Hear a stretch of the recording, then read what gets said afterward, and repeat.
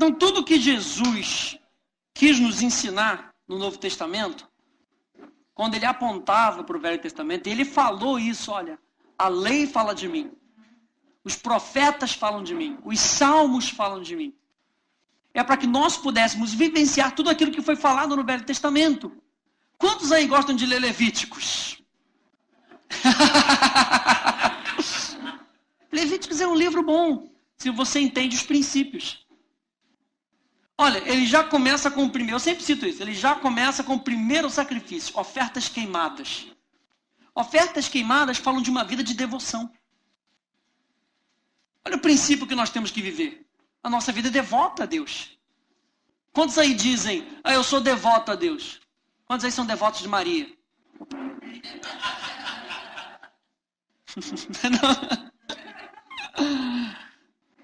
Você não é devoto a Deus? Então você está cumprindo aquele princípio. Agora, o que o princípio de Levíticos, capítulo 1, as ofertas queimadas, quer dizer? Que você desaparece para que Deus apareça. Na oferta queimada não sobrava nada. Sacerdote não comia. Ninguém comia nada. Queimava. Incinerava tudo. E aí você olhava para lá e falava, o que era isso aqui? Era um cordeiro ou era uma pomba? Não sei. Sumiu. Perdeu identidade. Na oferta de devoção, você perde a sua identidade para ganhar a identidade dele. Oferta de devoção. Então, tudo no Velho Testamento aponta para algo no Novo Testamento. E é isso que nós queremos ver nos 10 mandamentos. Tudo no Velho Testamento aponta para o Novo Testamento. E o primeiro mandamento, abra lá comigo, em Êxodo capítulo 20.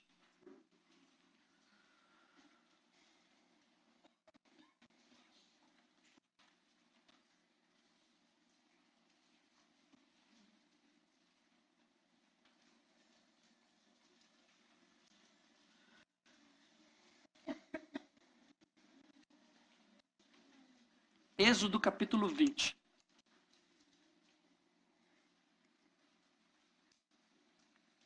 Verso 2. A partir do verso 2.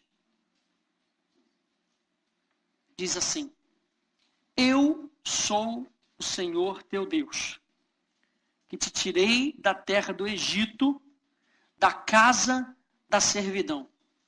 Não terás outros deuses diante de mim. Não terás outros deuses diante de mim. A gente viu lá em Mateus 22, no verso 35 a 38, que quando chegaram para Jesus e perguntaram para ele, mestre, qual é o grande mandamento da lei? Jesus então coloca em perspectiva e ele estabelece a prioridade. Diga comigo, prioridade. Então Deus começa tratando de prioridade. Prioridade é colocar as primeiras coisas como primeiro lugar. Pode escrever isso aí. Prioridade é colocar as primeiras coisas em primeiro lugar. Buscai, pois, em primeiro lugar o seu reino e a sua justiça. Nós falamos sobre justiça aqui. Aquele que não pratica a justiça não procede de Deus. Então o que nós temos que buscar? O reino de Deus, o sistema governamental de Deus, onde Deus implanta toda a sua vontade, todo o seu propósito, tudo aquilo que está no coração dele. Buscai, pois, em primeiro lugar, o seu reino e a sua justiça. E essa nova natureza que você tem. Porque é dessa nova natureza que você vai fazer o que é correto. Não adianta você tentar fazer o que é correto sem ser a justiça de Deus. Você sabia que tem muita gente aí fora que faz o que é certo? E a gente fica olhando, por exemplo, você vê um Bill Gates da vida. O camarada ganha rios de dinheiro. De repente ele decide doar o dinheiro. Parece até crente, né? Não, realmente. Porque era o que a igreja devia estar fazendo. A igreja é um centro de distribuição dos recursos do reino de Deus. E a gente olha para o mundo e o mundo parece que está tentando imitar sem ser Aí é que está o negócio. O mundo tenta imitar e passar para os outros. Você pode também fazer sem ser. Olha só, o estratagema do diabo. Você também pode. Você também pode fazer e você vai parecer um cristão. Olha o engano do mundo. Você pode olhar e fazer essa coisa. Bom, você vai parecer um crente, mas você não precisa ter o compromisso de dar o dízimo. Você não precisa ter o compromisso de ofertar. Você não precisa ter o compromisso de viver em santidade. Você parece o cristão. E, aliás, a gente está fazendo muito melhor do que eles. Olha só. Então, a Bíblia diz que nós temos que fazer. Mas para nós fazermos, nós precisamos ser. Então, buscai, pois, em primeiro lugar, o seu reino. Não esqueça de abaixar um pouquinho para quando passar para frente da câmera. Tá bom. Então, Jesus sempre coloca na perspectiva que nós devemos priorizar a Deus. Fala aí pro teu irmão, para acordar ele aí. Você tem que priorizar a Deus. E se ele estiver dormindo, dá uma sacudida nele. Você tem que priorizar a Deus. Então veja bem, estabelecer, desenvolver e manter esse relacionamento pessoal com Deus é um compromisso. Estabelecer, desenvolver e manter esse relacionamento pessoal com Deus é um compromisso e é talvez o compromisso mais importante que você vai fazer na sua vida. Aí as pessoas aceitam a Jesus e acham que agora as coisas vão cair no colo, vão cair do céu. Dinheiro vai cair do céu. Não, é um compromisso que eu assumo de mudar a minha mentalidade, para que eu possa mudar o meu comportamento, para que as coisas comecem a acontecer na minha vida. É uma mudança de comportamento. Gente, salvação, a palavra salvação, sozo, é a palavra que fala que você é feito perfeito. Quando Adão pecou, ele saiu do caminho, ele deixou de ser um com Deus. Aquele que se une ao Senhor é um só espírito com ele. Aquela palavra ali mostra o que é salvação. Salvação é você se tornar um com Deus. E o primeiro mandamento fala que a prioridade que você tem que dar é de você viver num relacionamento com Deus. No relacionamento você fala. No relacionamento você ouve. Se você é filho, você obedece, você honra. Se você é marido, você protege. Se você é esposa, você se sujeita. Tudo isso se incorpora naquilo que nós somos como filhos de Deus. Eu uma vez ouvi uma frase que eu achei essa frase maravilhosa. Diz assim: Deus quer uma família para si mesmo. Deus quer uma noiva para o seu filho e Deus quer um templo para o seu espírito. Vou falar mais uma vez. Deus quer uma família para si mesmo. Ou seja, nós somos família de Deus. Em 3 dimensões. Você é um ser em 3 dimensões. Eu sou espírito, tenho uma alma e habito num corpo. Em 3 dimensões, a dimensão celestial, a dimensão das emoções e a dimensão natural. Dessa mesma forma, Deus se revela e Ele fala o que você é. Você é família, você é noiva e você é templo. Você é filho ou filha, você é noiva de Cristo, que fala de pureza. Lembra sempre da rainha Esther? Ela passou 1 ano se preparando só para poder entrar na presença do rei. 1 ano se preparando, 1 ano. Olha só o compromisso que ela tinha. E aí você é templo do Espírito Santo. E como templo do Espírito Santo, as coisas acontecem através da sua vida. Como é que Deus vai agir no seu emprego? Através de quem? Será que o anjo que vai aparecer lá e vai falar, não, porque o meu servo está aqui, eu tenho que me manifestar nesse lugar? Não, ele vai se manifestar através das suas atitudes. Porque você prioriza, você escolhe. Não, isso eu não vou fazer por amor do seu nome. As pessoas vão olhar por um tempo e vão dizer, o quê? O que você está fazendo? E podem te ameaçar. Não, você vai embora. Eu não sei se você conhece o Tony aqui da igreja. Você conhece o Tony?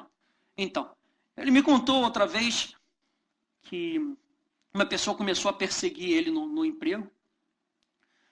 E aí o chefe dele chamou, vamos resolver isso, vamos conversar. E ele virou pro chefe dele e falou o seguinte, ele falou, olha, se o senhor quiser me mandar embora, não tem nenhum problema, eu não vou brigar com essa pessoa, não é da minha índole, mas se o senhor quiser mandar embora, o senhor pode me mandar, sabe por quê? Porque eu sou sacerdote. É o quê? Eu sou sacerdote. Quem me mantém é Deus. E deixa eu te dizer uma coisa. As atitudes de uma pessoa dessa falam muito mais alto. Falam muito mais alto. Qual é o tipo de comportamento que eu e você temos? O primeiro mandamento foca na prioridade de Deus. Deus em primeiro lugar. Diga, Deus em primeiro lugar. Então, quando nós nos compromissamos com Deus, Ele guia a nossa vida, controla as nossas ideias e se torna o foco da nossa adoração. Verso 3. Não terás outros deuses diante de mim. Quando eu me comprometo com Deus, Ele guia a minha vida, controla as minhas ideias, e isso se torna o foco da nossa adoração. E Deus, Ele se mostra como o nosso Criador. Diga, Deus é o meu Criador. Deus, Ele se mostra, vamos lá comigo em Isaías 40. Ele se mostra como o nosso Criador. Deus, se você quer ter um relacionamento com Deus, tudo vai iniciar com Deus. Você não precisa se preocupar. Tudo vai iniciar com Deus. Você só tem que começar a perceber essas iniciativas de Deus para que você possa responder. Isaías 40, verso 26. Tudo começa com Deus. A vida com Deus é uma vida onde Ele toma a iniciativa. Eu me comprometo em fazer aquilo que Ele me pede. Isaías 40, verso 26. Levantai ao alto os olhos e vede. Quem criou essas coisas? Aquele que faz sair o seu exército de estrelas, todas bem contadas, as quais ele chama pelo nome. Olha só a característica do seu Deus, que você serve. Por ser ele grande em força e forte em poder, nem uma só vem a faltar. Porque, pois, dizes, ó Jacó, e falas, ó Israel, o meu caminho está encoberto ao Senhor, e o meu direito passa desapercebido ao meu Deus. Aqui o profeta ele não consegue entender por que Israel chega para Deus e fala assim, olha só, por que eu estou sofrendo isso? Por que eu estou passando por isso? Não é o meu direito viver em novidade de vida. Não é o meu direito andar em prosperidade. Não é o meu direito andar em saúde. E o profeta mostra que Deus, ele é grande em força, ele é grande em poder. E a concepção do profeta é o seguinte, será que você não consegue ver Deus assim? Porque se você conseguisse ver Deus assim, você não estaria questionando Deus. Muitos dos nossos questionamentos vêm porque nós não cremos que Deus é aquilo que Ele falou que Ele é. Senhor, por que está demorando essa cura? Ele continua sendo Deus que cura. Ele continua sendo Deus que cura. Verso 28. Não sabes que ouviste que o eterno Deus, o Senhor, o Criador dos fins da terra, nem se cansa, nem se fatiga, não se pode esquadrinhar o seu entendimento. Mas nós temos o Espírito Santo, que é o quê? Que é o quê? O que o Espírito Santo é? A mente de... Vamos lá, gente. É a mente de... Cristo. É a mente de Cristo. Então, enquanto o Antigo Testamento diz, olha só, a mente de Cristo ainda não se revelou. Você não consegue esquadrinhar o pensamento de Deus. Mas no Novo Testamento, nós conseguimos entender, porque nós temos o Espírito Santo. Só não entende quem não para ouvir a voz do Espírito Santo.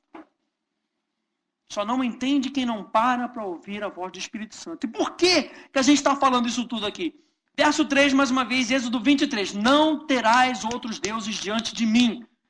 Deus criou o planeta, Deus criou as árvores, Deus criou tudo que há para que você se beneficie disso. Ele criou tudo que há para você. A terra não é do diabo. A terra continua sendo de Deus.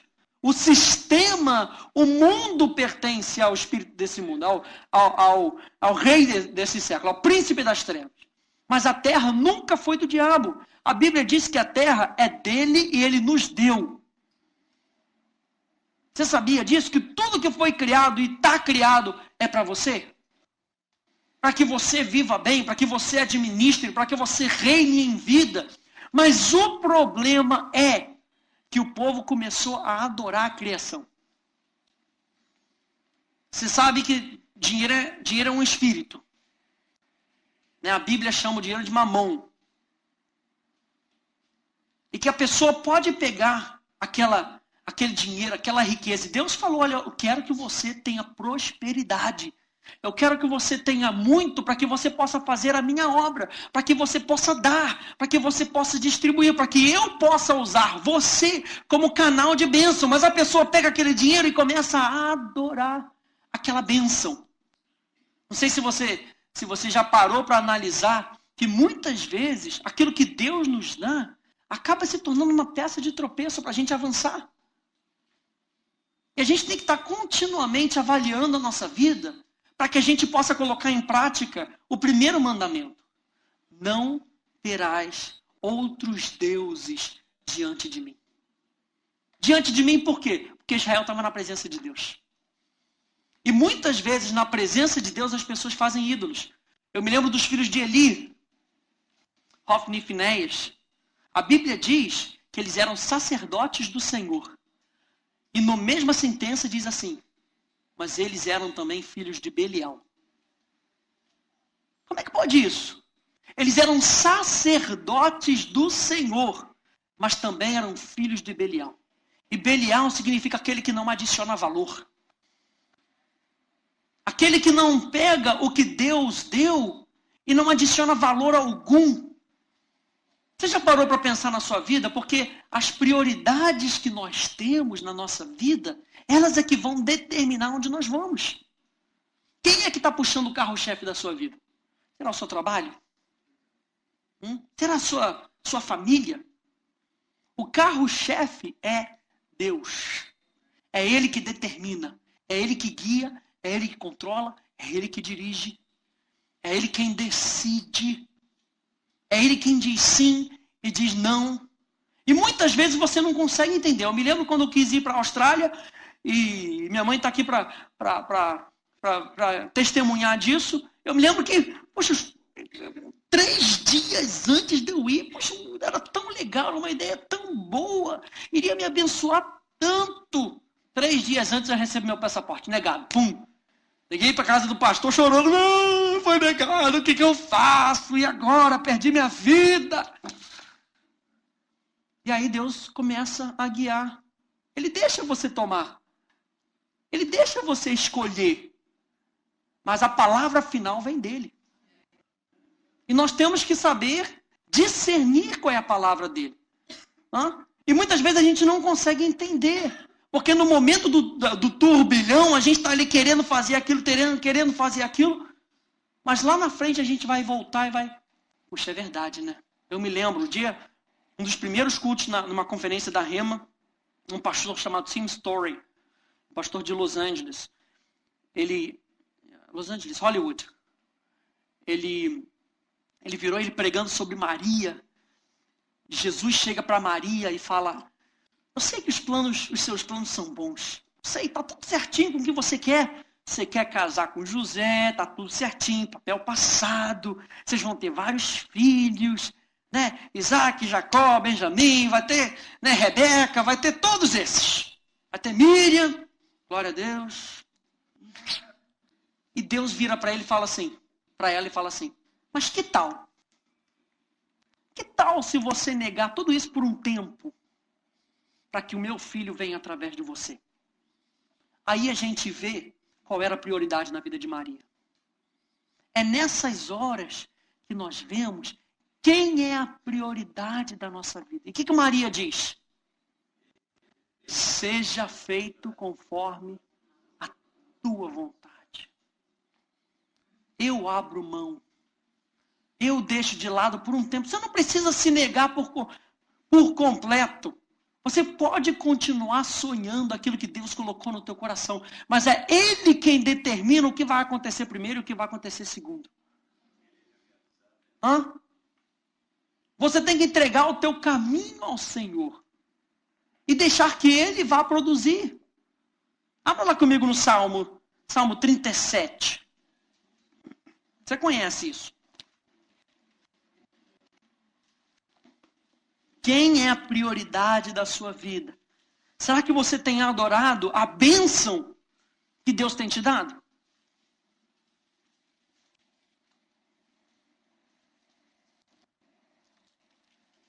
Olha só a jornada que Davi nos mostra aqui.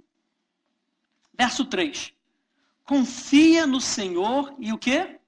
Faze o bem. Habita na terra e alimenta-te da verdade.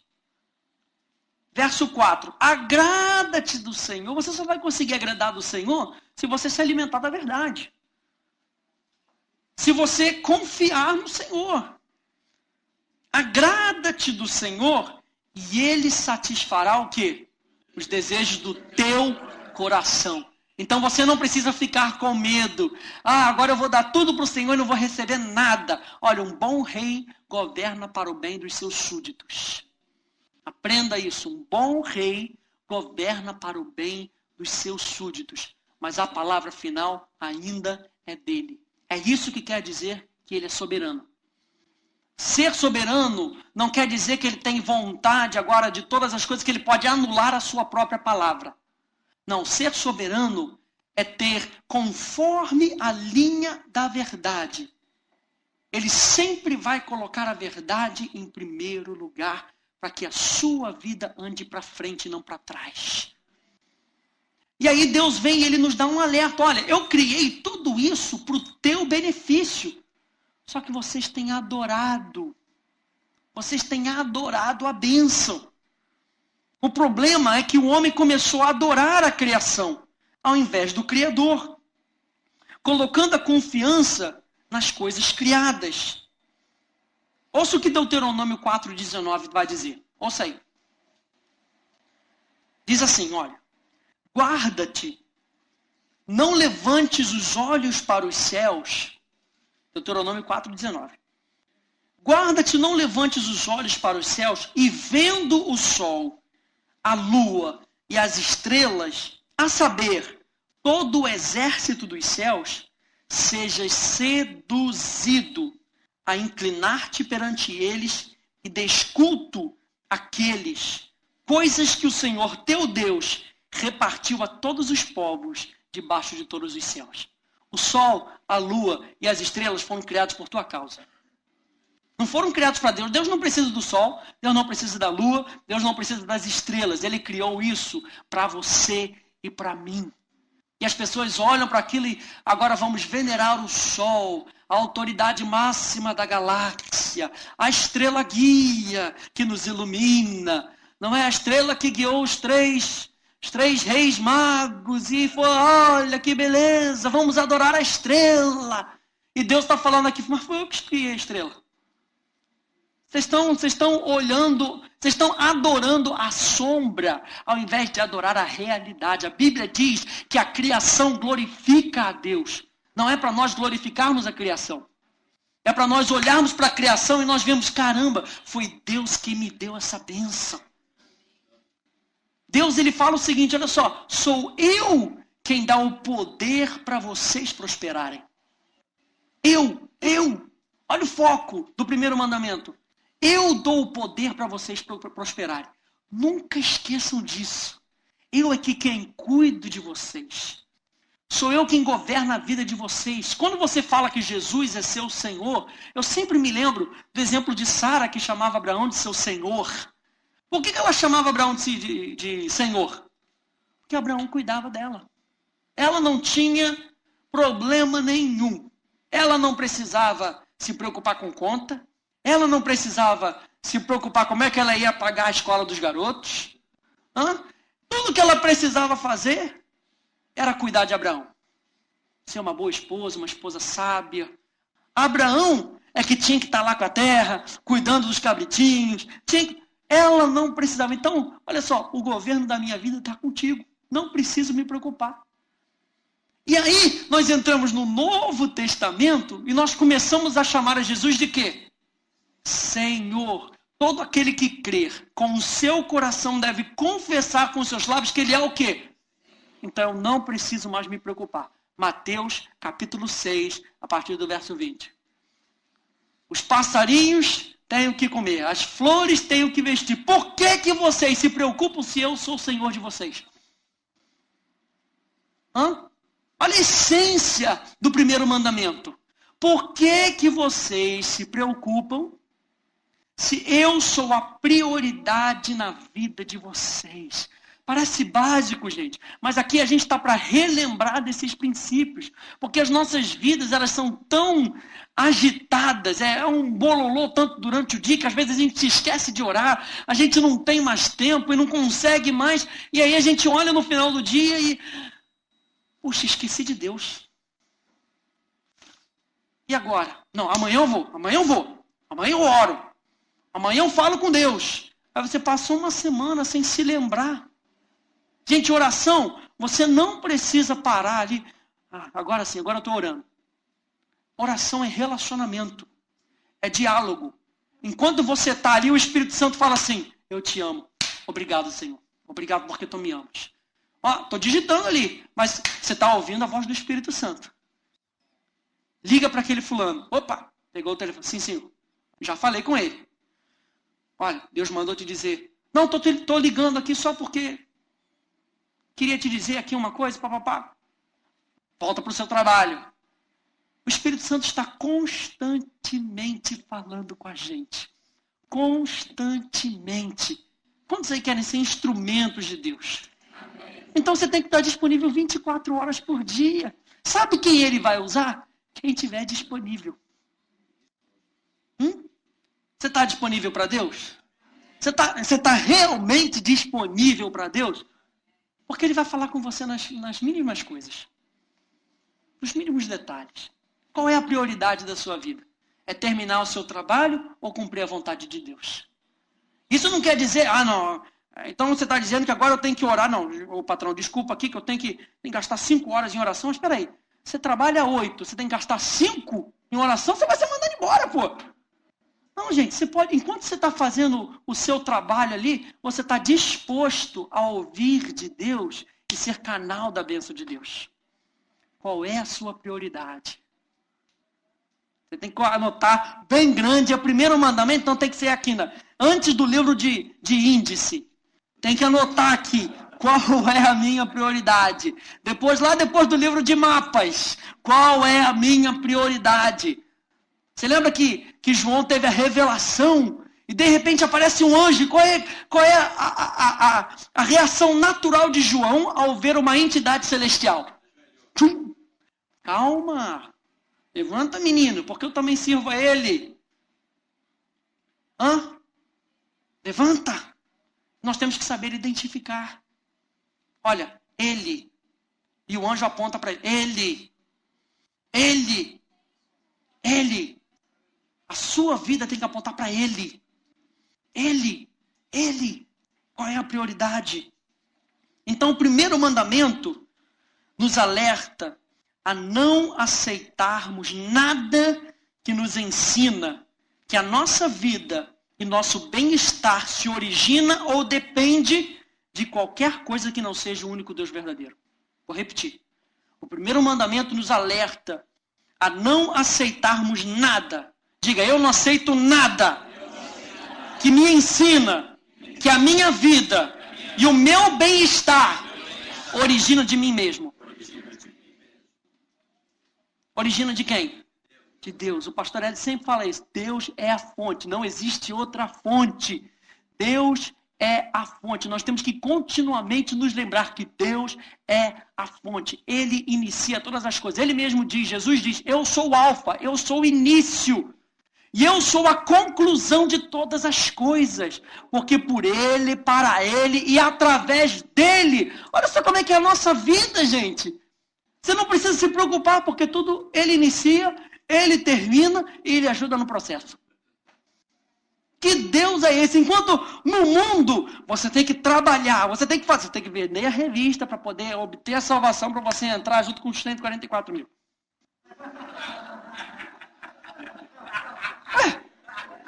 É ou não é? Aí gente, eu sempre me pergunto, são 144 mil. Nós já temos 2010 anos. 2010. Será que ainda não encheu? Será? Será? Não, você não precisa trabalhar para ganhar a salvação. A única coisa que você tem que fazer é ser. A única coisa que você precisa ser é filho de Deus. Esse é o relacionamento que Deus tem com você. Deus te ama tanto que Ele fala, até no processo eu te ajudo. Deus é tão maravilhoso que Ele fala, até no processo eu te ajudo. A única coisa que eu preciso ser na sua vida é começar comigo. Toda vez que você decide, olha só, esse processo vai começar com Deus. Eu te garanto que no meio do trabalho, no meio da jornada, o Espírito Santo vai estar lá. E o fim desse projeto vai ser Deus. Na nossa adoração, a Trindade está envolvida. Nada pode ser dado para Deus se não for através do sacrifício de Jesus, com a influência do Espírito Santo para a glória do Pai. Nem mesmo Jesus fica com a glória. Vai tudo para o Pai. A Bíblia diz que o reino, Ele vai oferecer de volta para Deus. Vai tudo de volta para o Pai, gente. O Espírito Santo nos revela Cristo, Cristo nos revela o Pai. Então, qual é o final desse jogo? O Pai. A vontade do Pai. O Pai governava o Filho. O Pai dirigia os passos do Filho. Nós começamos dizendo quem era a medida do amor de Deus? Cristo. Então, se Ele é a medida do amor de Deus, quando eu olho para Cristo, o que eu vejo? O Pai. O Pai é a medida. Ele é o foco. E nós não podemos aceitar nada. Nada. E o que Ele nos dá? Ele nos dá a sua palavra. Para que nós possamos aprender a como viver, como colocar Deus em primeiro lugar. Nós conhecemos a Deus. Como é que nós conhecemos a Deus? 3 coisas para a gente terminar. 5 minutos a gente termina.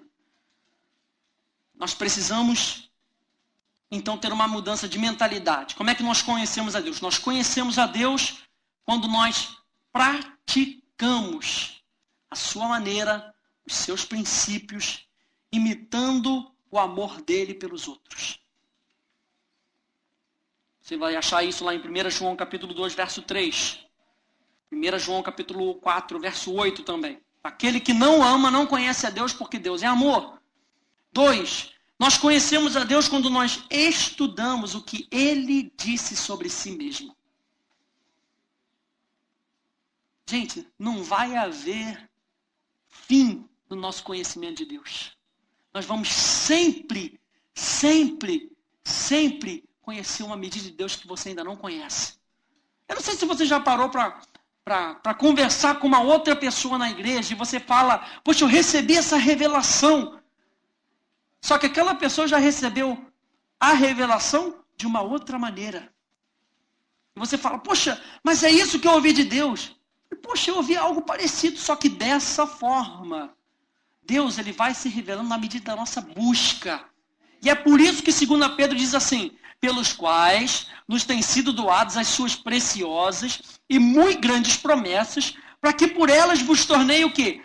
Coparticipantes da natureza de vida. E coparticipante, gente, não está falando de você crer, confessar e se tornar. Coparticipante está falando da prática